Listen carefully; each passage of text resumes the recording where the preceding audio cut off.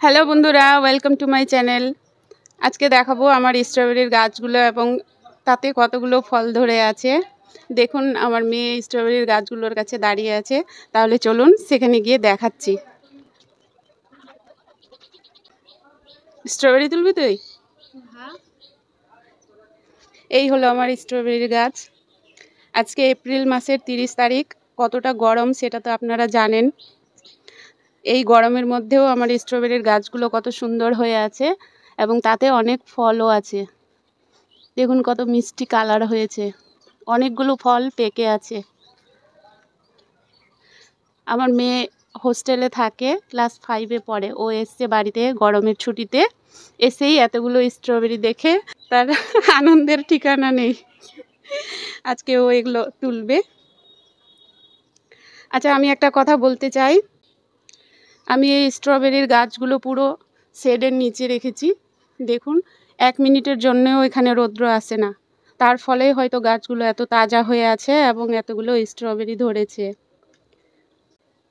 আপনারা যারা স্ট্রবেরির গাছ লাগিয়েছিলেন তাদের এইভাবে গাছগুলো আছে কিনা বা ফল ধরছে কিনা এই টাইমে অবশ্যই কমেন্ট করে জানাবেন।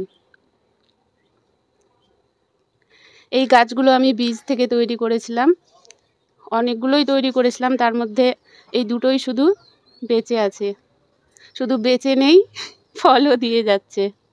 আমি গাছের গোড়ায় কোনো মালচিং করিনি, ছোট ছোট লাঠিগুলো দিয়ে স্ট্রবেরিগুলোকে ঝুলিয়ে রেখেছি।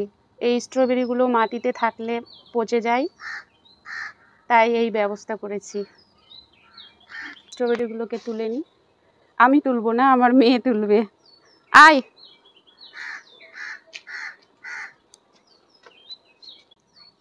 দেখুন এই ত্রিমূর্তিকে, কত সুন্দর লাগছে না?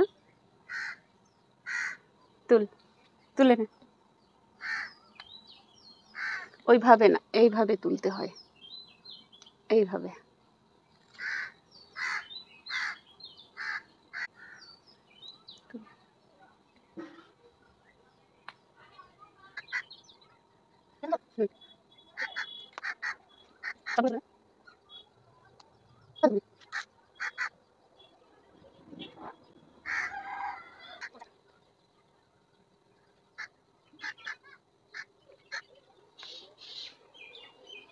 কটা আছে গুণ?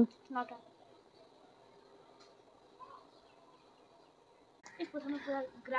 তো 9খানা বের হলো আমাদের স্ট্রবেরি।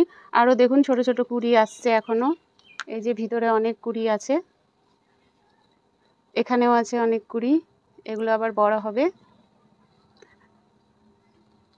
এই যে ছোট ছোট অনেক কুড়ি।